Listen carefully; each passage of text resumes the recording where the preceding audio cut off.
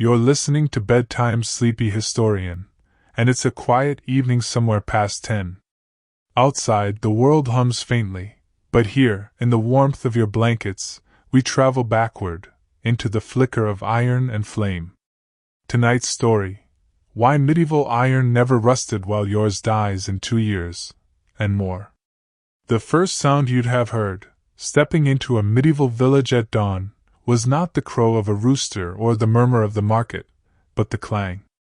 A sharp, rhythmic heartbeat that rose from the stone forge by the river's bend. It was the pulse of civilization itself, the song of iron. Inside, shadows danced like living smoke. The blacksmith stood in the glow of his own small sun, the forge fire. It was a modest world he ruled, an anvil, a pair of tongs, a leather bellows that breathed life into flame. Each blow of the hammer echoed through the rafters, through the thatched roofs, into the hearts of the villagers still stirring from sleep. He was no mere laborer. In the age before machines, the smith was magician, surgeon, and priest of metal. He shaped plowshares for the farmer, nails for the builder, armor plates for the knight. Every tool that touched another life had first been born under his hand. And yet, his craft was not written in books. It lived in instinct, the way he judged the glow of hot iron by color alone, dull cherry, bright orange, white so pure it whispered. If you were to ask him how long his iron would last, he might have smiled with soot-blackened teeth and said, "As long as a man's word." And perhaps longer. Because to the medieval smith, iron was alive. It grew, hardened, softened, and aged like flesh. He did not fight the rust, he worked with it. The black surface that modern eyes would call tarnish was, to him, a blessing, a thin armor against the world. When the villagers came to him, a farmer with a broken hoe, a mason with a bent chisel, he didn't toss the tools aside. He reheated, reshaped, reforged. Each object lived multiple lives. Their tools bore scars, yes, but they also bore memory. To the medieval mind, newness was suspect, endurance was holy. The forge's scent was unforgettable: charcoal, earth, a tang of heated iron. Sparks rose and died like fireflies. And within that scent and sound was a rhythm older than any cathedral bell. The smith's hammer fell not in chaos but in time, a pattern learned from his master, who learned it from his own, stretching back centuries. The village might have changed faces, but the song of the forge remained the same. When rain came, he worked on. The hiss of steam as a glowing bar met the anvil was like applause from the gods. On some evenings, when the moonlight struck the damp earth just so, the tools hanging from the rafters glimmered faintly: blades, hooks, hinges, an arsenal of quiet usefulness. Iron, he knew, did not hate water, it feared neglect. In the modern age, we see rust as failure. To them, rust was part of the pact. It reminded the smith that all things return to earth, but that some return more gracefully than others. And so, when you hold a medieval nail pulled from a 1,000-year-old beam, still strong, still dark, you are holding the patience of that age, the care, the slowness, the devotion to every stroke of the hammer. The secret of their lasting iron wasn't magic, nor some forgotten formula. It was time. Time spent choosing ore, smelting with care, and letting nature breathe into the metal. In those days, the smith didn't chase perfection, he courted balance. Outside, the world was damp and green, full of moisture that modern steel would dread. Yet their iron endured. It wasn't sealed in chemicals or coated in paint. It simply lived in harmony with its environment, breathing, oxidizing, forming its own dark, protective shell. As dawn stretched its first pale fingers across the village, the smith set down his hammer, listening to the fading echo. He wiped sweat and soot from his brow. The forge still glowed behind him, a small sun in the heart of a gray world. He knew that within the hill beyond the river, more iron waited, sleeping beneath stone, ancient as time itself. And it is there, deep underground, that our story now turns, to the quiet veins of ore that once fed the forges of an age that never forgot the value of patience. Beneath the green hills of medieval Europe, far from sunlight, the veins of iron wound through stone like frozen rivers of blood. The miners who sought them knew the signs: a reddish stain on a cliff face, a strange glint in a streambed, the rust-colored streak that ran like a wound across the hillside. To them, these were not geological coincidences. They were omens, messages from the sleeping earth. The medieval miner worked in half-darkness, by the faint flame of tallow lamps that smoked more than they shone. His pick bit into rocks softened by age and prayer. In many places, men believed the ore to be alive, the very blood of the world, seeping slowly through its veins. Some refused to take too much, fearing to wound the land beyond healing. Others whispered charms as they dug, asking forgiveness with every strike. There were no helmets, no machines, no dynamite. Just sweat, rope, and muscle. The miners sang to keep time, their voices echoing down stone corridors like ghosts trapped in a heartbeat. They carried baskets of ore up narrow shafts, each load heavier than the one before. And when they emerged into daylight, their skin shone red, stained by the dust of hematite and limonite, those ancient iron oxides that gave the color to earth, to blood, and to life itself. In some villages, the miners and the smiths shared an unspoken bond. The smith's forge depended on the miner's courage, and the miner's labor found meaning only when the ore was reborn as tools and weapons. At dusk, when both trades rested, they would sometimes gather in the alehouse, their hands blackened and red, their laughter the same metallic ring. The ore they prized most came not from deep mines, but from the bogs and marshes, a strange, self-renewing gift of nature known as bog iron. It grew silently beneath stagnant waters, forming nodules rich with ferric oxide. After a few years, a patch once harvested would slowly regenerate, like a wound that healed itself. For the medieval mind, it was a miracle, the earth offering up its lifeblood, again and again, without exhaustion. Bog iron required no grand mine shafts. The villagers could gather it with shovels and bare hands, digging from the marsh beds at low tide. They washed the reddish lumps, dried them in the sun, and carted them to the smithy. It was this humble source, soft, porous, easily smelted, that built the nails in cathedrals, the hinges on castle gates, and the armor that clattered through centuries of warfare. But ore alone was not enough. The purity mattered, the patience in separating stone from metal, the understanding of what should remain and what should burn away. The villagers knew the language of color. A deep, dull red meant iron rich enough to be worth melting. A grayish streak, too stony, would waste charcoal. At night, they'd pile their ore beside the forge, waiting for dawn's light to reveal its secret glimmer. The air would smell of wet earth and moss, and somewhere in the distance, the bellows would groan awake. To extract iron from stone was, to the medieval worker, an act of both violence and reverence. Fire was the surgeon. Charcoal was the breath. The ore, that dark heart of the earth, would soften and surrender only after hours of persuasion by heat. The miners often compared their craft to sin and salvation. The earth hid its treasure because man had not yet proved worthy. But with enough toil, with sweat and song, it revealed its blessing, a red gift turned silver in the firelight. And perhaps that reverence explains why their iron endured. For when a man believes the metal he shapes is the blood of the world, he does not rush the work. He does not let it burn too fast or cool too soon. He listens to it, the hiss, the crack, the whisper. Each sound tells him when to lift, when to strike, when to rest. There are still places in Scandinavia, in the British Isles, in the low marshes of Germany, where you can find traces of these ancient harvests. Dig deep enough and you'll uncover small furnaces, slag heaps like petrified waves, and tools half buried in the mud, dark, smooth, untouched by centuries. Hold one, and you'll see what they saw, a metal not shiny, but serene. Not stainless, but steadfast.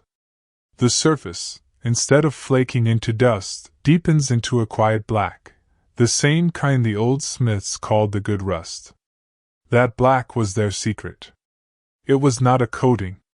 It was chemistry, an oxide layer formed slowly, patiently, through cycles of heat, moisture, and care. Each time the smith reheated and hammered, he was not just shaping iron, he was teaching it to survive. So when the modern age mocks medieval tools for their crude shapes, it forgets the devotion behind them. Their edges may lack our symmetry, but their spirit does not crumble in the rain. And as the miners finished their day's labor, they'd leave offerings near the cave mouths, a piece of bread, a candle stub, sometimes a silver coin, tokens of gratitude for the earth's generosity. For in their world, every piece of iron began as a prayer answered. The forge fire awaited its next feast. The ore lay piled, dark and heavy, beside the bellows. The smith's apprentice would soon arrive, ready to begin the ritual of smelting, to coax the red stone into molten bloom. And that is where our story leads us next, into the fire itself, where raw earth became living metal beneath a rain of sparks and sweat. The forge roared like a beast awakening. Bellows breathed in slow rhythm, the air drawn through leather lungs and exhaled into the mouth of the fire. Sparks swirled upward like a storm of gold dust, and at the center, the ore began to change. What had been dull and red in daylight now glowed from within, as if remembering its birthplace in the molten heart of the earth. The medieval bloomery was a humble furnace, little more than a clay chimney built chest-high, lined with stone and ash. Yet inside it, transformations occurred that bordered on alchemy. Charcoal, made from carefully chosen hardwoods, fed the flame. Each stick burned clean, leaving behind pure carbon, the black breath that coaxed the ore into surrender. The smith and his apprentice worked in silence. This was the sacred hour, when the fire judged men by their patience. Too much air, and the flame devoured the metal. Too little, and the ore remained stubborn stone. The smith's eyes flicked between the color of the heat and the sound it made. Every forge had its own voice. Some hissed, others hummed, a few roared like ocean surf. He knew his by heart. As the hours passed, the ore softened, melted partially, and sank into a glowing puddle at the furnace's belly. Impurities, silica, clay, and slag, floated above like scum on broth. The bellows wheezed on, driven by foot or hand, their rhythm as steady as a monk's chant.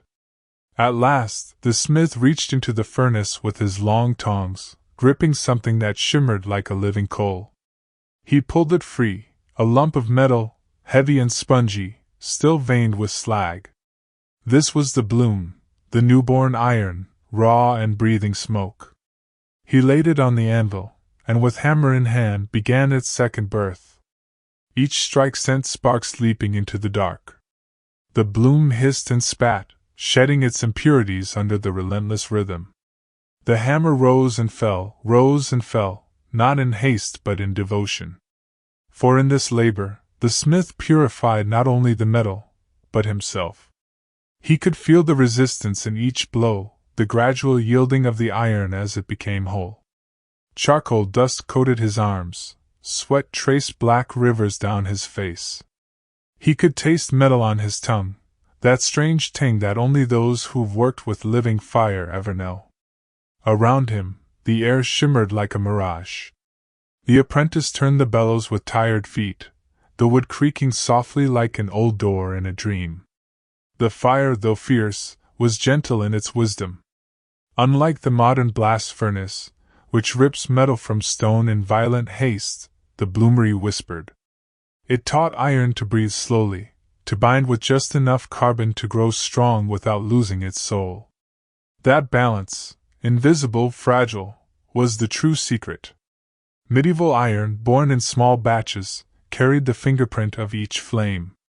One smith's charcoal might lend a hint of oak, another's the subtle sweetness of birch. These differences, tiny and intimate, shaped the destiny of every blade and bar. When the bloom finally cooled, it was not shiny. It was dark, dense, and warm to the touch. The smith could tell its quality by ear, striking it lightly with the hammer and listening. A pure bloom sang with a deep, clean note, as if the earth itself approved. They called this moment drawing the heart. The bloom was no longer ore, yet not quite steel. It existed in that in-between space, humble but eternal. From this, swords, hinges, and anchors would one day be born, each carrying within them a memory of fire and breath. Outside the forge, evening had fallen. Smoke curled lazily through the rafters, slipping into the cold night. The stars looked down, the same stars that had watched the first men smelt metal millennia before. The apprentice scraped ash from his face and asked quietly, "Master, will it last?" The old smith smiled faintly, eyes still on the cooling metal. "If we honor it," he said. "If we give it time. Iron has patience, but it forgets nothing." In that single truth lay the difference between their world and ours. The medieval forge was slow, deliberate, almost contemplative. Modern steel is born in seconds, torn from ore by machines that never pause to listen. The old iron was tempered by rhythm, the rise and fall of the bellows, the patient waiting for color to shift, the humility to accept imperfection as beauty. Some blooms were too soft, others too brittle. The smith did not discard them. He learned from each, blending them together, folding the lessons of failure into the metal itself. When finally he struck a bar that rang clear and smooth, he felt not pride, but gratitude. Because for the medieval craftsman, the forge was a teacher. And every teacher, even one of flame and smoke, demanded respect. As the last embers dimmed, he covered the furnace mouth with clay, sealing in the heat to keep the coals alive for morning. The glow behind the walls flickered like a heart beneath ribs. Outside, the village slept. Inside, the metal cooled, alive in its silence, bound by carbon and care. The smith hung his hammer on the wall, whispering a prayer that the bloom would survive the night uncracked. Then he stepped into the cool air, his ears still ringing faintly with the echo of the anvil. And in that echo, faint, fading, begins the next part of our story, the shaping of the bloom. The transformation from rough heart to true blade. The hammer will rise again, and the iron will sing once more. Morning light spilled through the cracks in the smithy wall, soft and amber. The forge still breathed faintly, a ghost of the night's fire whispering through the coals. The bloom lay on the anvil, dark, dense, and pulsing with the memory of heat. It looked like a lump of cooled lava, unremarkable to the eye, but within it, the spirit of 1,000 degrees waited to awaken once more. The smith stirred the ashes, coaxing the coals to life. A few sparks rose, catching the light like drifting fireflies. The apprentice fed fresh charcoal into the hearth, and soon the forge was alive again, the bellows sighing, the flames licking the edges of the bloom with orange tongues. Forging was the art of persuasion. You did not force the metal into shape, you invited it. Each strike of the hammer had to be just enough, not too sharp to shatter the grain, not too soft to leave it unmoved. The smith's hammer was his language, and the iron listened. He heated the bloom until it glowed the color of dawn. The hammer fell, once, twice, again, steady as a drumbeat. The sound filled the small workshop, echoing off stone walls, carrying through open windows into the quiet streets beyond. Each impact drove out slag and trapped air, compacting the bloom into something stronger, truer. This process, called consolidation, was the birth of usable iron. What began as a spongy, uneven mass slowly became a bar, its edges defined, its surface shimmering under the sweat of labor. The smith turned it over with tongs, examining the glow. He could tell its readiness by hue alone. Dull red meant soft, orange meant malleable, yellow-white meant danger. He'd learned this not from books, but from the quiet apprenticeship of years, from watching the old masters who seemed to speak with the fire itself. As he hammered, the iron began to flow, a strange paradox, solid yet moving, like clay of light. When a section cooled, he returned it to the hearth, letting the charcoal whisper its warmth back into the grain. Over and over he repeated this rhythm: heat, hammer, cool, reheat. A slow dance between exhaustion and rebirth. Each cycle refined the metal further. Tiny pockets of slag escaped, falling like tears from the glowing bar. The air smelled of salt and smoke. When he struck the iron just right, it rang, a clean note that lingered in the rafters like a bell at vespers. It was here, during the folding and reheating, that the real magic happened. The smith would cut the bar in half, fold it over itself, and hammer it flat again. This was no decorative act, it was devotion. Every fold welded layers together, spreading carbon evenly through the structure. The more patient the smith, the finer the grain of the metal, the longer its life. And so the medieval sword, the iron hinge, the church bell clapper, all shared a quiet ancestry of folding and flame. Each carried within it the marks of the hand that shaped it, and the rhythm of the hammer that sang it into being. In modern factories, metal is rolled and pressed by machines in seconds.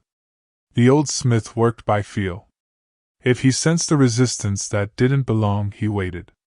If he saw a faint sparkle too soon, he quenched. His workshop was a chapel of intuition, his tools simple instruments of faith. By midday, the bar had taken form.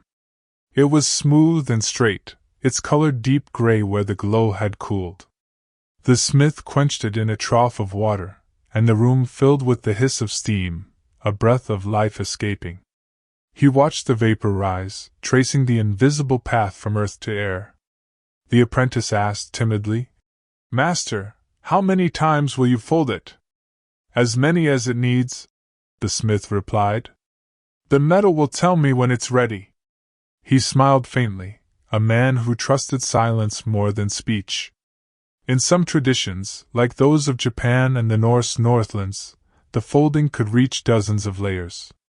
But in Europe's quieter forges, the smiths found beauty in moderation. Too many folds, and the metal forgot its character; too few, and it carried weakness still. Balance, that eternal medieval virtue, ruled even here. When the work paused, the smith wiped his brow, his hands trembling faintly. He looked at the bar, resting now in its dark bath, and saw not just iron, but memory made tangible. It had been stone once, then ore, then bloom. Each transformation marked by struggle and flame. He knew the next step would shape its soul, the quenching, the tempering, the final act of endurance. But for now, he simply stood and listened to the cooling hiss fade away, replaced by the soft hum of the forge's afterbreath. The apprentice, too young yet to grasp the depth of what they'd done, leaned on the bellows and stared. To him, the process was just labor, heat, hammer, sweat. But to the smith, each act was a prayer for permanence. In this world of rot and rain, rust and ruin, every blow was a defiance of time itself. The bar gleamed faintly in the dim light, as though remembering the fire it had left behind. Outside, a crow called, its voice sharp and lonely against the sky. The smith lifted his hammer one last time that day, giving the bar a single, gentle tap, not to shape it, but to bless it. And in that moment, the metal seemed to sigh, as if, after all its beating, it finally understood what it was meant to be. The forge's fire dimmed to a quiet orange, and the master leaned against the anvil, tired but content. Tomorrow, they would awaken the iron again, heat it once more, and teach it resilience. For now, though, the day faded softly into evening, and the smith whispered, half to himself, "Let it rest. Tomorrow we temper." The medieval blacksmith did not think of himself as an alchemist, yet much of what he did bordered on magic. He would take dull, lifeless ore, feed it to the belly of his furnace, and wait until it wept molten iron. What came out was not merely metal, it was a creature, alive with memory, tempered by flame and breath. The secret, though, was in what happened next. In a time when most men could not read or write, a blacksmith's book was his senses. He would listen to the crackle of charcoal, feel the drag of the hammer's rhythm, smell the faint sweetness of slag burning away.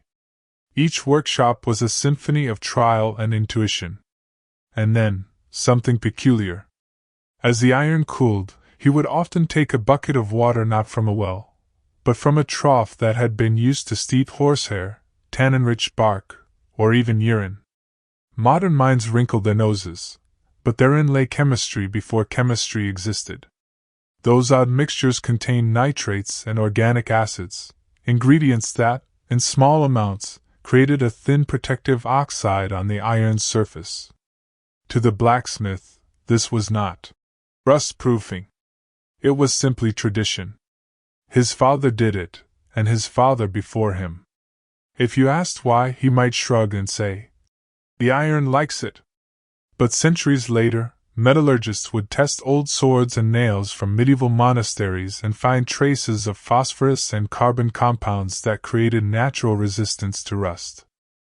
In monastic records from the 12th century, there are quiet hints, lines scribbled in Latin margins, about the blessing of the forge, where water was mixed with oils or even wine before quenching. Whether by accident or instinct, these rituals infused the metal with a kind of invisible armor. The monks who worked in smithies, like those at Cluny or Monte Cassino, were both artisans and scientists. They noticed that the nails they forged for sacred buildings lasted decades longer than common ones. They whispered it was God's favor. But perhaps it was simply their careful tempering process, their slower fires, their purer ore. Outside the monastery walls, traveling smiths carried these half-known secrets with them, passing knowledge like stories at dusk. Every valley had its version: water from a holy spring, salt from a shepherd's tears, or even the ashes of a saint's relics mixed into the forge. The superstition masked practical genius. Each element added minerals that inhibited corrosion, all without the smith ever knowing why. Their iron, dense, patient, and perfectly perfect, stood against rain and time. Even centuries later, when modern archaeologists unearthed their handiwork, they marveled that the metal, though darkened, still rang when struck. And as the medieval forge hissed and dimmed, the smith would rest his hammer, wipe his brow, and watch the iron sleep, never knowing that his instinctive ritual had defied the laws of decay. The fire cools, and the story shifts to those who built empires with that very iron. From the hands of blacksmiths came more than plows and hinges. They forged the backbone of kingdoms. The iron that gleamed faintly blue beneath candlelight became the skeleton of bridges, the teeth of gears and castle gates, the hearts of swords that would decide dynasties. When the Norman knights rode to war, their armor was not just protection, it was legacy. The iron that refused to rust symbolized endurance, a divine permanence in an age obsessed with transience. Knights slept knowing that their breastplates would not rot away like common tools. Their squires polish, not to prevent decay, but to honor the craft. Every weapon, every link of chain mail, whispered of forgotten hands, the nameless forgers in hidden villages whose methods no scholar recorded. They were the anonymous alchemists of the Middle Ages. And yet, the real wonder was not in the weaponry, but in the ordinary iron that endured in the rain, nails in cathedrals, hinges on monastery doors, rings that held up market signs. While empires crumbled, that iron persisted quietly, like the heartbeat of history itself. But something changed. As centuries turned, the fires of the old forges dimmed, replaced by industrial furnaces and uniform production. The secrets that once protected medieval iron vanished into efficiency. Still, the question lingered in the smoke of the past. How did they make iron that could outlive its makers? And to find that answer, we must step into the age when curiosity turned into science, when the mystery of the forge met the precision of the Enlightenment. The story of rust truly begins when humans forgot how not to make it. By the 17th and 18th centuries, the medieval forge, the smoky, reverent heart of every village, had given way to something louder, faster, and colder, the industrial furnace. Where once a single smith worked with patience and intuition, now rows of men fed ore and coal into roaring machines that burn night and day. Progress, they called it. But progress has a way of forgetting what it cannot measure. The old blacksmith's iron had impurities, tiny bits of phosphorus, charcoal, and mineral trace, born of dirt and imperfection. These, oddly enough, protected it. The new furnaces, however, sought purity. They burned hotter, refined faster, and stripped the iron clean of nearly everything but its raw self. What emerged gleamed brighter, struck truer, but also died quicker. For the first time in history, rust became a real problem. Ships built from industrial iron began to corrode within years. Nails that once lasted lifetimes now bloomed orange in months. The world of iron, once enduring and mystical, was quietly crumbling beneath the weight of its own perfection. In London, blackened rainwater streaked down new iron bridges. In Paris, the railings that had been installed only a decade prior needed replacing. Even the mighty cannons of the British Navy, once pride of empire, suffered pitting and corrosion that astonished the sailors who manned them. The irony was bitter. The age of science had made iron weaker. In dusty archives, curious engineers began to seek out the ironwork of the ancients, desperate to understand how medieval and Roman metal had survived centuries. They unearthed nails from Viking ships, beams from Gothic cathedrals, swords buried in monasteries, each remarkably intact. And when those relics were studied under primitive microscopes, a strange revelation emerged. The surfaces were coated with thin, dark layers of phosphates and oxides that seemed to repel moisture. This was not the flaky red rust of the industrial age, but a hard, black patina, a natural shield that grew stronger with time. Some even theorized that the slower cooling process of medieval forges, along with the impurities left behind, allowed the iron to develop this skin-like armor. In trying to perfect iron, modern industry had killed its soul.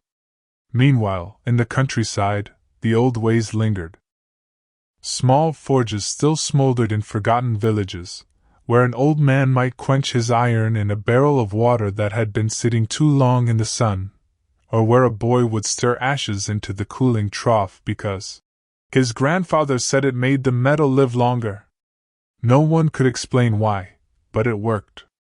And so, the dawn of corrosion was also the twilight of memory. The songs of the forge grew quieter. The metal that once sang beneath the hammer began to whimper beneath the rain. Yet the story of iron's endurance was not over. It was merely buried under soot and steel. Because somewhere, in a French monastery, a nail hammered into oak in the 1200s was still holding strong. And in the cathedrals of England, their iron ribs stood untouched by time's decay. And that, dear listener, would soon puzzle scientists so deeply that they would dig into the past not just for history, but for salvation. The rain fell on rooftops that gleamed with rust. But beneath, the cathedrals whispered, "We have already learned how to endure." It is said that history repeats itself, but in this case, it was science that came crawling back to the past. In the 19th century, when industry ruled the world and progress marched forward with iron rails and steam, a quiet group of scholars began to look in the opposite direction. They were not impressed by the newness of things, but by the resilience of the old. One of them, a curious metallurgist named Pierre Berthier, examined the iron clamps holding together parts of the ancient Indian pillar of Delhi, a monument that had stood in open air for over 1,500 years without a single trace of rust. What he found baffled him. The iron, though crude by modern standards, contained high levels of phosphorus and almost no sulfur. The forging temperature had been low, allowing the metal to form a protective layer called mesowite, a crystalline structure that locked oxygen out. It was, in essence, a natural stainless steel, born centuries before the word stainless even existed. The same mystery repeated across Europe. In England, nails from medieval abbeys and bridges were examined. They showed signs of similar protective films. In Germany, archaeologists found that weapons from the Teutonic era had resisted decay far better than newer counterparts. The scientists were forced to confront an uncomfortable truth. The so-called primitive blacksmiths had, through trial and error, stumbled upon materials science that would not be rediscovered until the 20th century. Some chemists began experimenting with deliberate impurities, adding phosphorus or silicon to modern iron to replicate the ancient effects. Others tried slow cooling methods in oxygen-poor environments. The results were surprising. In controlled settings, those old-fashioned techniques did indeed produce rust-resistant surfaces. But the industry refused to listen. It was too costly, too slow. The world wanted rails, girders, and battleships, by the ton, by the minute. So the secret went back to sleep, buried beneath layers of soot and speed. Still, the myth of unrusting iron lingered. People spoke of Roman nails that defied time, of medieval chains that endured 1,000 rains. In every museum, the artifacts gleamed quietly behind glass, mocking the decay outside. And even today, in laboratories where corrosion is measured atom by atom, scientists admit that we still do not fully understand how some medieval irons resist rust so well. The balance between impurities, oxidation, and time remains more art than formula. The forgers of the past did not calculate, they listened. And perhaps that, more than any chemical secret, was their true mastery. In the next section, we'll step back into those smoky forges once more, to hear the rhythm of hammers, the hiss of quenched steel, and the wisdom hidden in imperfection. Imagine a village at dusk in the 13th century. The sun has dipped behind the hills, and the fields lie quiet under the weight of twilight. From somewhere near the center of the village, a steady clang rings out, slow, measured, and patient. It is not noise but rhythm, the heartbeat of the forge. Inside, the air glows orange. Sparks drift like fireflies, and a man, face shadowed, eyes silvered by sweat, raises his hammer once more. He is not making a weapon or a tool tonight. He is simply working iron, coaxing it into obedience, listening to its voice. This rhythm has no sheet music, no conductor. It is born of instinct, the soft hiss when the metal meets water, the duller tone that means it must be struck again, the high singing note that signals it is ready. The forge breathes. The hammer dances. And with each strike, the world outside fades away. To the medieval blacksmith, iron was not an object, it was a living thing. They believed, in some quiet way, that every piece of iron carried a spirit, a temperament that could be angered or calmed. Some even whispered that the iron remembered its maker, that it could grow loyal to a certain hand. It was not superstition, it was observation. A smith who worked too quickly or quenched the metal too hot would find his creation brittle, prone to cracking. The one who worked patiently, who knew when to pause, created pieces that would last lifetimes. Modern metallurgists might call it carbon diffusion or controlled oxidation, but to the smith, it was listening. That's why medieval iron lasted, it was not rushed. The forge itself was a teacher. It told stories in smoke. The bellows sighed like an old monk breathing a prayer, and the coals burned with colors that spoke of secrets, yellow for too hot, red for just right, purple for perfection.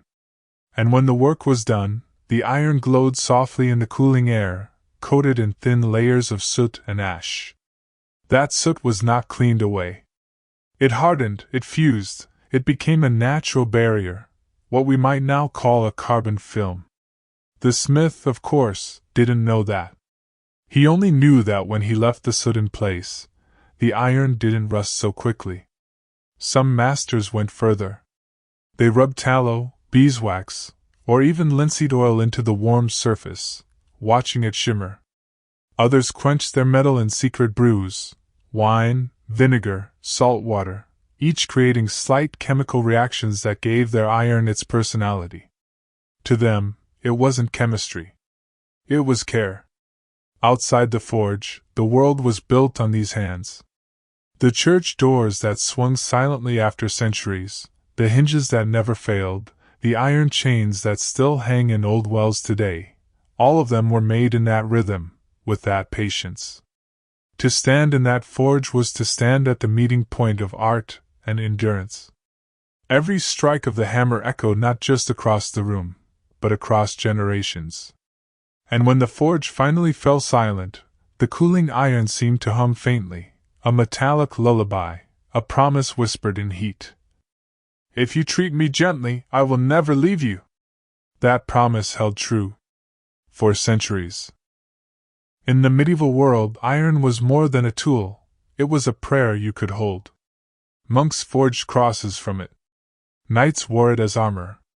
Peasants buried small iron charms beneath their thresholds to keep evil away. It was a sacred paradox, a material that could both kill and protect, destroy and preserve. Churches adored it. Cathedrals hid it. Behind the beauty of stained glass and soaring spires were thousands of iron supports, hinges, and clamps holding the stones in quiet faith. They did not gleam. They did not boast. But without them, the great arches would have fallen. To many believers, the endurance of iron was proof of divine order. As steadfast as iron, the monks wrote, meaning unyielding, pure, eternal. When they saw that certain iron never rusted, they took it not as chemistry but as sanctity. They blessed the forges, prayed over the quenching water, and sang psalms as they worked.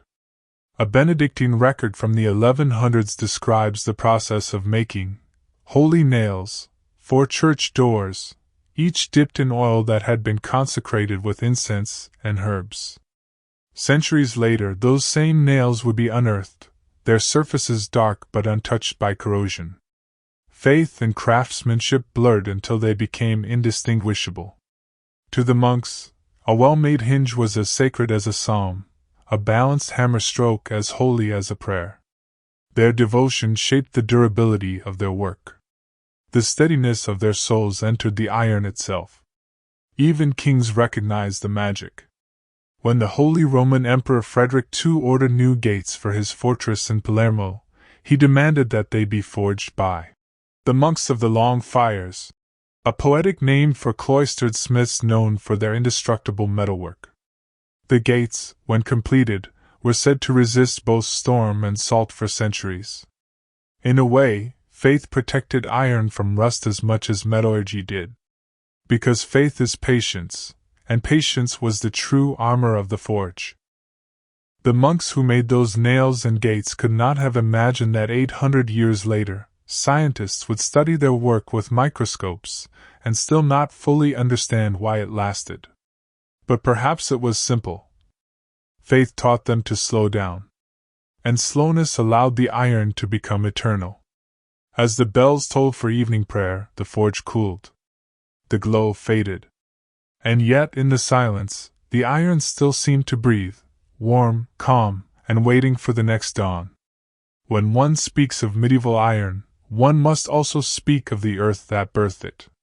For every piece of metal that outlived its maker, there was a river, a forest, and a bed of soil quietly contributing to its secret. The blacksmith's art was not isolated, it was married to its landscape. Each region of Europe had its own flavor of metal, as distinct as wine from different vineyards. Iron from the bogs of Ireland was soft but enduring, from the red earth of Spain, strong and stubborn, and from the dark forests of Germany, rich in minerals that lent it an almost mystical sheen. When modern metallurgists studied samples of ancient iron from these places, they found something astonishing. The impurities that once seemed random were, in fact, geographical signatures. The iron that lasted came from places where the soil was high in phosphorus, manganese, or silica, natural ingredients that formed microscopic shields against rust. And the water mattered too. Quenching water from streams that ran through limestone carried traces of calcium and carbonates, forming a thin crust on the cooling iron, much like the protective film left by hard water on old pipes today. In contrast, water from acidic peat bogs gave the iron a darker, denser tone, and a higher resistance to corrosion. But there was another, subtler influence: smoke. The medieval world burned charcoal, not coal. Charcoal, made from oak or beech, infused the forge with pure carbon. It burned hotter, cleaner, and left a residue that coated the metal in soot and tar. This black film was often mistaken for dirt, but it was one of the most effective rust inhibitors ever known. When industrialization arrived, and coal replaced wood, that invisible protection vanished. The smoke grew thicker, yes, but dirtier, filled with sulfur that ate away at the very iron it helped to create. The old forests, in their silence, had been the hidden guardians of eternal iron. There is poetry in that, isn't there? That the trees, rivers, and soil all conspired to protect what man had made, to give his labor longevity, to make his craft part of nature itself. Even the old forges were built with that wisdom in mind. They stood near streams not just for water, but for the tempering minerals carried within it. They used wood from specific groves, stones from certain hillsides. These choices, though guided by superstition, were really early environmental engineering. And so, the iron that never rusted was not a man's invention, it was a collaboration. Between hand and earth, between fire and rain. Many centuries later, when archaeologists in Scandinavia unearthed iron tools that had been buried in bogs since the Viking Age, they found them almost intact. The bog water, rich in tannins and lacking oxygen, had preserved them perfectly. The people who had made those tools may have understood it intuitively, burying broken swords or offerings in such places, trusting the land to hold them safely. They did not call it science. They called it faith, or fate, or simply good fortune. But as the soil cooled and the forests thinned, as men moved from forges to factories, that quiet conversation between nature and craftsmanship ended. The earth no longer whispered to the metal. It merely endured the sound of machinery. Still, in the foundations of cathedrals, in the hinges of abbey doors, in the bogs of forgotten battlefields, iron slept, unbroken, waiting for someone, centuries later, to ask why. And when they did, they would find that the answer was everywhere. In the water, in the smoke, in the silence of trees. As the night deepens, the forge cools, and the iron rests beneath its thin black film, a gift of soil and flame. The morning will bring trade, and the trade will bring change. By the 14th century, Europe's blacksmiths were not just craftsmen, they were merchants of mystery. The Iron Road, as some called it, stretched from the hills of Sweden to the markets of Venice, carrying not only metal but methods. A good smith's recipe was worth more than silver. Whispers spread of iron that could endure storms, of nails that sang when struck, of armor that never tarnished. Every region guarded its secrets like family heirlooms. Apprentices swore oaths before learning even the simplest formula for quenching water. The guilds held this knowledge tightly.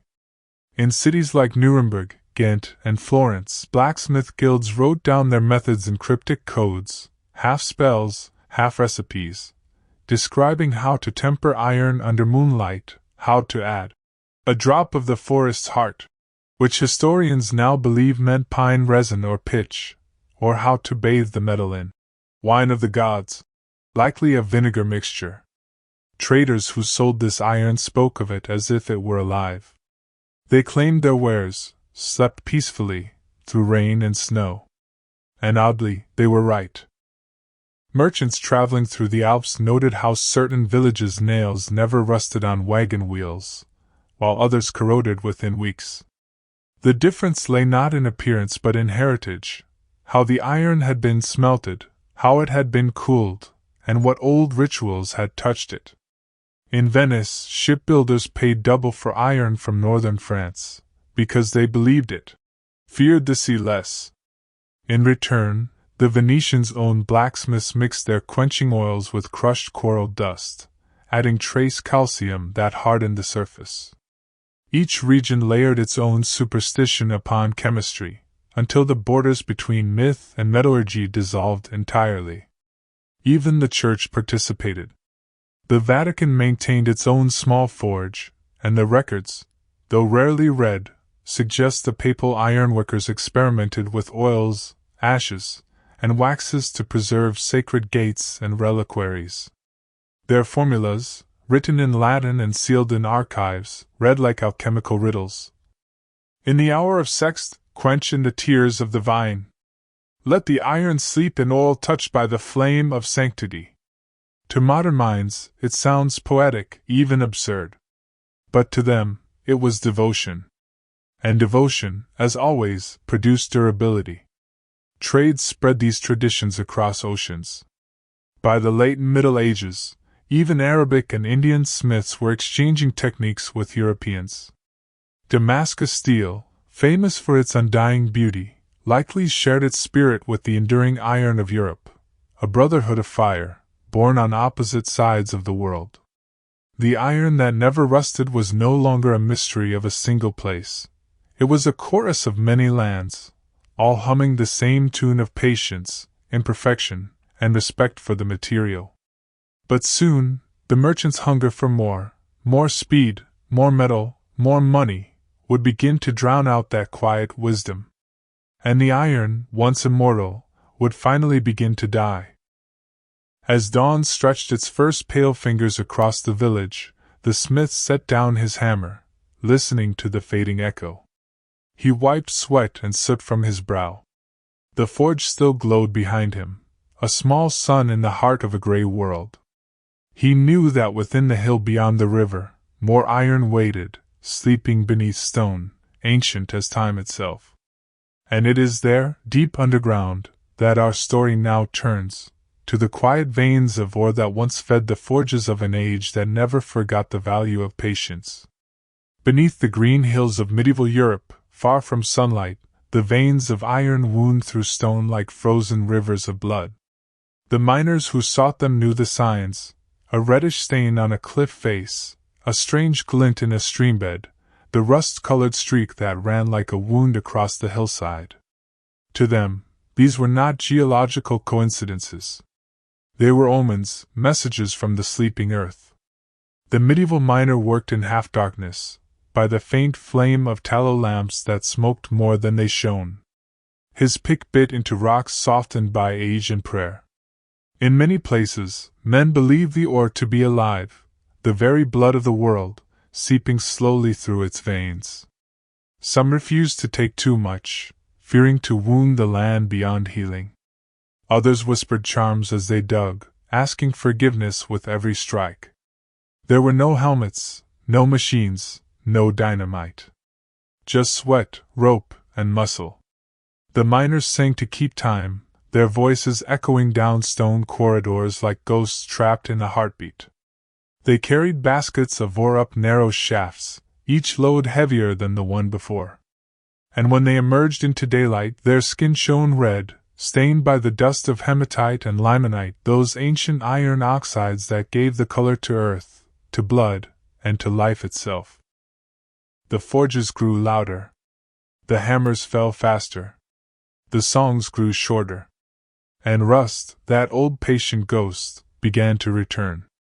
The medieval forge, that gentle womb of patience and reverence, did not vanish overnight. It faded, like embers cooling after a long day's work. The Industrial Revolution did not roar into the world all at once. It began as a hum, a promise, a temptation whispered into the ears of men who had grown tired of slow miracles. Iron was no longer made by touch. It was measured, timed, and multiplied. By the mid-18th century, massive blast furnaces dotted the English landscape. They were vast and impersonal, feeding on coke instead of charcoal, their fires blazing hotter than any human hand could stand near. The air around them reeked of sulfur, and the black smoke turned skies the color of bruised steel. The iron they produced was strong, yes, but also fragile in a way that only time would reveal. Where medieval iron had been laced with earthy impurities, traces of phosphorus, silica, and carbon, industrial iron was stripped bare. Its purity was its undoing. With nothing to protect its surface, it invited oxygen like a lover invites poison. Rust no longer came slowly. It arrived eagerly, devouring bridges, ships, and tools in a matter of years. The irony was cruel. The more perfectly iron was made, the faster it died. In factories and foundries, there was no time for slow cooling, no patience for soot layering, no care for sacred oils or river minerals. The men who worked these new machines were not craftsmen. They were operators, feeding endless ore into iron mouths that spat out ingots by the ton. Gone were the whispers of the forge, the songs that once echoed through the night. Now there was only the hiss of steam and the grinding of gears. Historians later called it progress. But to those who remembered the old ways, it felt like loss. An aging smith in rural England once wrote to his guild in 1782, "This new iron is clean as a saint's mirror, and weak as a sinner's word. My father's nails outlast the roofs they held. Mine now rot in a single rain." The complaint was dismissed as nostalgia. But he was right. The world began to see it everywhere, on the hulls of ships, on the rails of bridges, on the tools of farmers. The once immortal metal had grown mortal again. And so began the paradox of modernity, that in our race for perfection, we destroyed the imperfections that had quietly preserved us. Factories replaced forges. Formulas replaced instincts. And iron forgot how to live. Yet, in some quiet corners of Europe, the old smiths still lingered. In barns and abbeys, they still kept small fires alive, not for profit, but for memory. They worked slower, older, and their iron still did not rust. They did not advertise. They did not explain. They simply continued. The industrial world moved on without them. But centuries later, when engineers studied their surviving gates, chains, and hinges, they would whisper again of the lost art. The world had traded patience for progress, and in doing so, had set loose the first orange bloom of corrosion that would color the modern age. Rust. The word itself comes from the Old English rust, meaning red. But to medieval poets, it was known as the flower of iron, a strange, bittersweet term for decay. They saw in its color both death and beauty, both ending and endurance. When the industrial world began to rust, it bloomed in that same tragic beauty. Bridges turned the color of autumn leaves. Cannons, silent after wars, glowed with the dust of oxidation. Iron rails that had once sung beneath trains now wept brown tears into the earth. And yet, in a strange way, humanity grew fascinated by rust. Painters admired its hue. Poets romanticized it. Philosophers saw it as proof that nothing, not even metal, escapes time. In Japan, an ancient saying resurfaced, wabi-sabi, beauty and imperfection, grace and decay. Perhaps that's what rust had always been, a reminder that endurance is not the same as immortality. But deep beneath this newfound poetry lay frustration. Engineers struggled to understand why the past had done better. Why nails from the 1300s still held oak doors firm, while their industrial bolts crumbled within decades. Some even traveled to monasteries to ask the monks how they had made their iron last.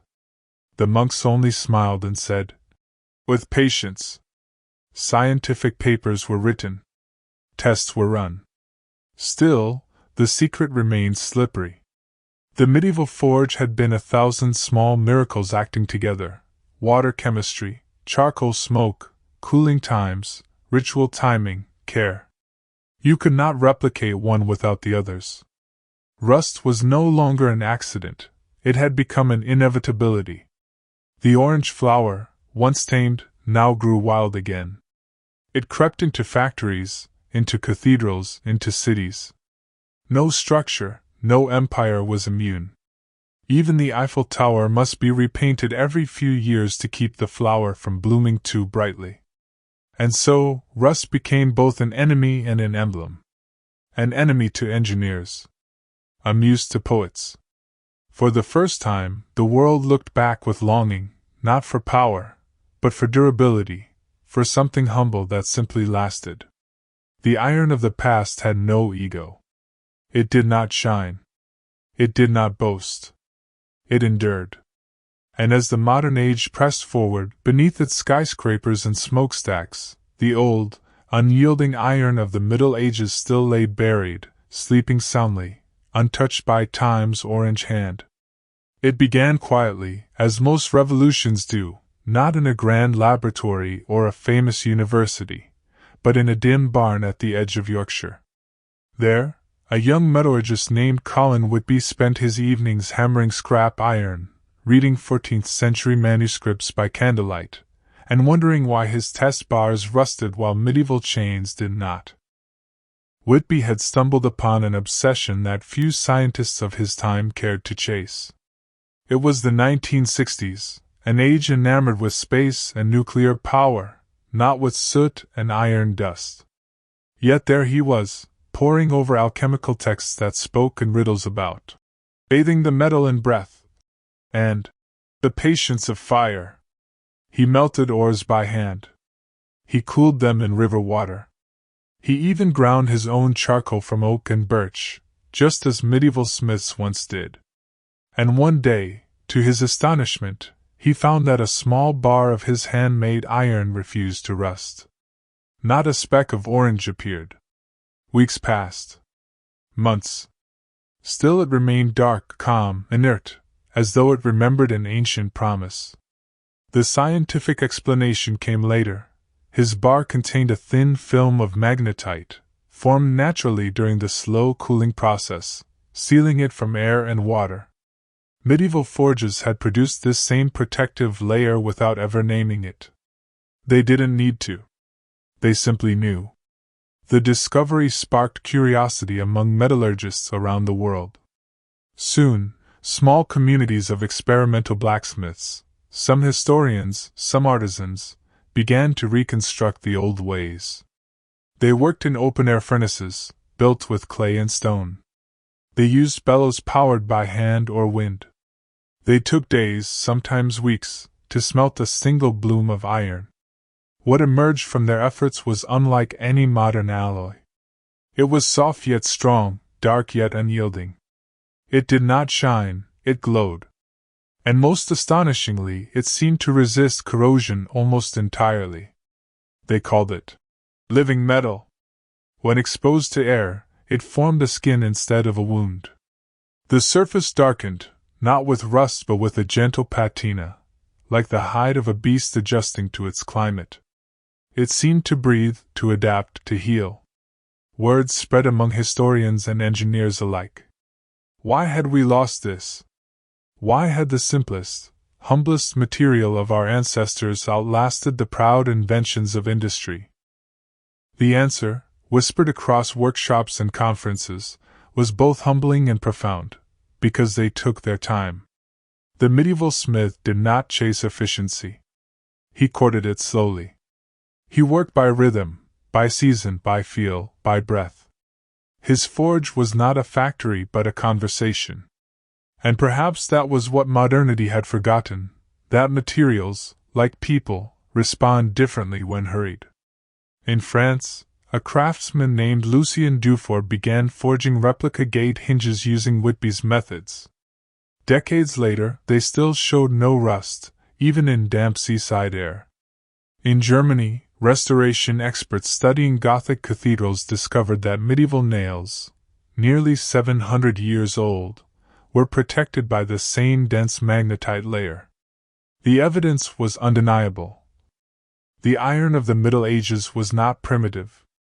It was perfect in its own quiet way.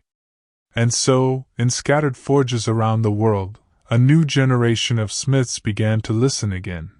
To the hiss of water on hot metal, the whisper of coal, the sigh of the bellows. They forged not for mass, but for meaning. The living metal had returned, not as a commodity, but as a lesson. And somewhere between the hammer and the anvil, between the patience and the spark, the old world breathed again. The modern city never truly sleeps, but somewhere beneath its hum, echoes of the old forge can still be heard. You just have to listen closely, to the clang of a subway rail, the creak of an old gate, the deep pulse of a bridge in the rain. Iron still sings, though faintly. When restoration workers in Vienna uncovered fragments of medieval ironwork during cathedral maintenance in 1992, they expected flakes and dust. Instead, they found hinges as solid as stone, their surfaces black and glassy. A chemist examining them whispered, "This metal remembers." That phrase became something of a legend among historians. The metal remembers. In a sense, it was true. Every hammer strike, every cooling pause, every breath of the bellows left an imprint in the metal's structure. The old smiths had not merely shaped it, they had taught it. They taught it to endure. And now, in our digital, hurried century, those teachings are being read again, not from parchment, but from the very atoms of ancient iron. Museums have begun to exhibit pieces not for their ornament, but for their survival. Rustless anchors from Venetian shipyards. Iron grills from Moorish fortresses. Nails from Gothic beams still sharp. Visitors stare in quiet awe, realizing that endurance itself can be art. In a small foundry near Kyoto, artisans of Kogen Tetsu, a Japanese technique dating back to the Heian era, still practice a near-identical philosophy. Their iron, cooled in flowing spring water, darkens into a purplish tone that never corrodes. They smile when asked their secret. "It's not the metal," one master said. "It's the waiting." Across the world, scientists nod in agreement. Waiting, it seems, creates perfection that haste destroys. And so, the hum of forgotten forges continues, not as nostalgia, but as defiance. Against decay. Against disposability. Against the notion that speed is strength. The modern world, with all its shining steel and concrete, is slowly beginning to look backward, to an age when even iron had a soul. And in that looking back, perhaps we are beginning to move forward again. It began as a whisper in the workshops of Europe and Japan, then crossed oceans into the laboratories of America. A new generation of metallurgists, artists, and blacksmiths, men and women who refused to believe that rust was inevitable, started to merge the spirit of the medieval forge with the precision of modern science. They called their dream eternal iron. In 2004, at a small metallurgy symposium in Oslo, researchers presented something extraordinary, a piece of handmade bloomery iron, forged using 13th century techniques, that had been left outdoors for 5 years with no visible corrosion. The room fell silent. Even the skeptics leaned closer. The metal surface was dark, mottled like volcanic rock, yet smooth to the touch. It seemed to repel water. Under the microscope, it revealed a dense, crystalline skin of magnetite and silica, a self-sealing armor formed not through chemical coating, but through patience. The process had taken months. The heat had been kept low. The cooling had been done not with forced air, but with river water flowing slowly over the metal like a prayer. One scientist murmured, "This is not just chemistry, it's behavior." Soon after, a movement began. Universities partnered with blacksmiths. Artists joined engineers. The boundaries between craft and science blurred. They forged experimental alloys that whispered of both ages, the old world and the new. Some even began using sound sensors to record the resonance of hot iron being hammered, believing that the vibrations helped align its microscopic structure. The hammer's rhythm became both ritual and experiment, a merging of data and devotion. One metallurgist from Prague, Dr. Ivana Horokova, famously said in an interview, "Our ancestors worked like poets. We are only now learning to translate their verses into formulas." And in her lab, surrounded by glowing crucibles, she did exactly that. She created an iron that resisted corrosion for over a decade in salt spray tests. But when she was asked how she did it, she smiled softly and said, "I did not make it hurry." Perhaps that was the real secret. The medieval forge was slow, steady, alive. The fire breathed. The bellows whispered. The metal evolved. It was less an object than a companion in the act of creation. By 2020, the movement had a name: the Slow Metal Revival. Its followers, engineers, artists, historians, believed that technology had reached a point where it could once again afford to slow down. To make things not for consumption, but for endurance. To build cathedrals again, not skyscrapers that rust and fall apart. In workshops lit by flickering lamps, men and women once more stood before their forges.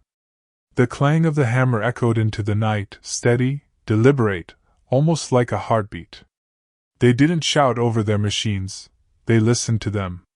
And as the iron took shape, they began to notice something extraordinary.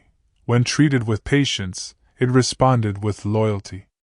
Their creations, tools, sculptures, beams, and gates, began to survive outdoors without coatings or paints. They did not rust, they aged. Their colors deepened like mahogany. Their texture grew richer with time. The surface became part of the story, not a flaw. Eternal iron, it seemed, was not immortal. It simply aged well. It accepted time instead of fighting it. And in that acceptance lay its power.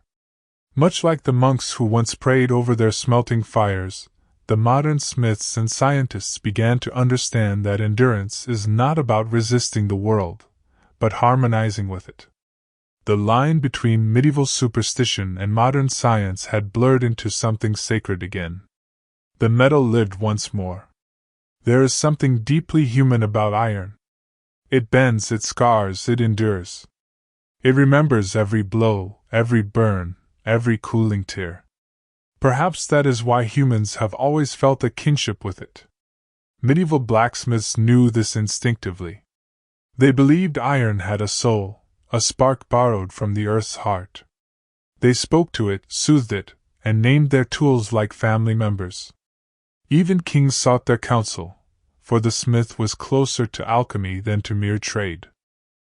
In our modern, fluorescent-lit world, that sense of reverence had been lost.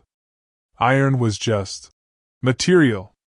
Something to melt, weld, discard, replace.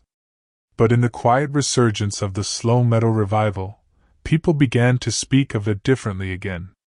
A sculptor in Finland described his handmade iron gates as breathing. He said they seemed to change color depending on the weather. A Japanese artisan said that after 30 years, his oldest knives looked alive, as though they had skin instead of surface. Scientists laughed, at first. Then they studied. And what they found was not mysticism, but science so subtle it bordered on poetry. When iron cools slowly in a low-oxygen environment, it forms layers, microscopic strata of magnetite, wustite, and hematite. These layers shift with humidity, opening and closing like pores. The result is a metal that breathes. The monks of the 12th century had said as much, though in their own words. The good iron knows the air, but does not marry it. Now, 900 years later, we had proof. Iron did not resist the world. It danced with it. And in that dance, perhaps we saw ourselves reflected, fragile yet enduring, flawed yet faithful, capable of both corrosion and beauty. For thousands of years, we had tried to make things that defied time. But maybe the medieval smiths had already found the wiser path. To make things that age gracefully? Their gates did not stay new, they grew old beautifully. Their swords did not gleam forever, they dulled into legends. Their bells did not ring endlessly, they faded into soft, eternal silence. And somewhere, deep in the heart of every forge, that philosophy still glows. A slow fire. A steady breath. A whisper of eternity beneath the rust. They say that if you listen closely to an old piece of iron, one that has outlived its maker, its king, and even the stone it once guarded, you can hear a low hum. A vibration so faint it feels imagined, like a sigh from the past. It is not sound in the usual sense. It is memory. The gates of abbeys, the hinges of castles, the rustless nails buried in cathedral beams, all hold a kind of quiet intelligence. They have endured wind and rain, war and peace, fire and frost.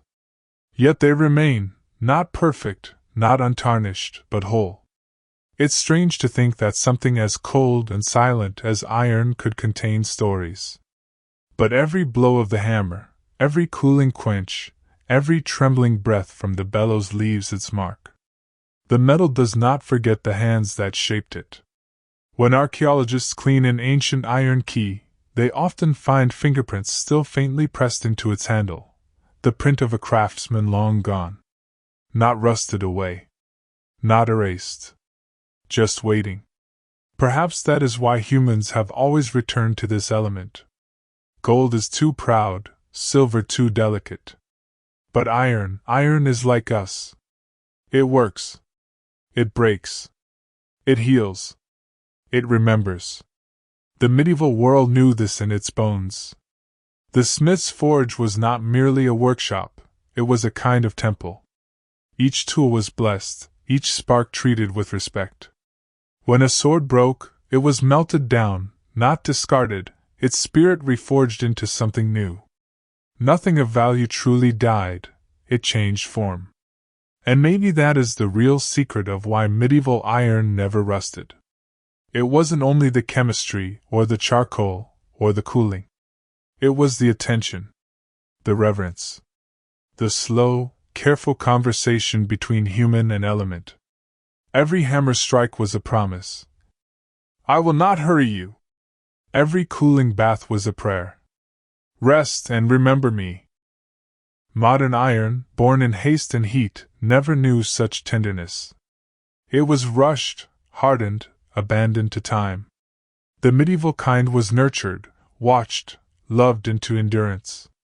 The difference was not in the fire, but in the heart that fed it. There's something almost sacred in that realization. That patience, care, and humility, those soft human virtues, could make even metal last beyond centuries. In the 21st century, as we rebuild and restore our past, we are beginning to understand that what the Middle Ages left behind wasn't ignorance. It was wisdom wrapped in simplicity. Their iron wasn't a miracle of metallurgy. It was a testament to time itself. Each ring of a church bell still tolls that truth. What you rush will rust. What you cherish will endure. So, when the evening falls and the world grows quiet, imagine a lone blacksmith in a village 1,000 years ago. His forge glows red in the dusk. He hums softly as he shapes the iron. His hands are cracked, his eyes patient. He does not rush. He knows the secret, that nothing good is ever made quickly. And somewhere, in the corner of his workshop, a gate hinge cools slowly in the night air. It will not rust for 700 years. Because it remembers him. Imagine now, dear listener, that it is late. The world outside your window is quiet, the kind of stillness that only comes after rain. You lie there, eyes half closed, hearing this story carried on a calm voice, wondering why it feels so warm to think of something as cold as iron. It's because iron, like you, has lived through the centuries. It's endured pressure, heat, disappointment, time. It's been broken and reforged, buried and unearthed, forgotten and remembered. It rusts only when ignored. It shines only when cared for. In the quiet forges of the Middle Ages, smiths didn't just make tools, they made promises. Their patience seeped into the metal like breath into lungs. And in that patience was power, the kind that survives empires. The fire that shaped their iron still burns somewhere tonight. Not in a village forge, perhaps, but in your own world, in the slow act of creation, in every moment where care outlasts haste, in every small thing built to last. The medieval smiths didn't have machines or equations. They had time. And that, more than any alloy, was their greatest invention. So when you next hold something made by human hands, a key, a tool, a railing worn smooth by touch, remember that you're holding the same story. The story of earth and patience, of fire and memory, of endurance and care. The story of iron. And maybe, as you drift toward sleep, you'll think of that old saying whispered in the forges of forgotten centuries. The fire teaches the iron, and the iron remembers the fire. Perhaps we could say the same of ourselves. Time teaches us. We remember. We endure. And like the rustless gates of monasteries long gone, we too can learn the patience of fire, the quiet strength to last, unhurried, unbroken, beautiful even in age. So rest now, as the story fades to embers. The hammers have gone silent. The forge grows dim. And in the gentle dark, somewhere in the deep heart of history, the last spark of medieval iron glows softly still, alive, waiting, and forever uncorrupted.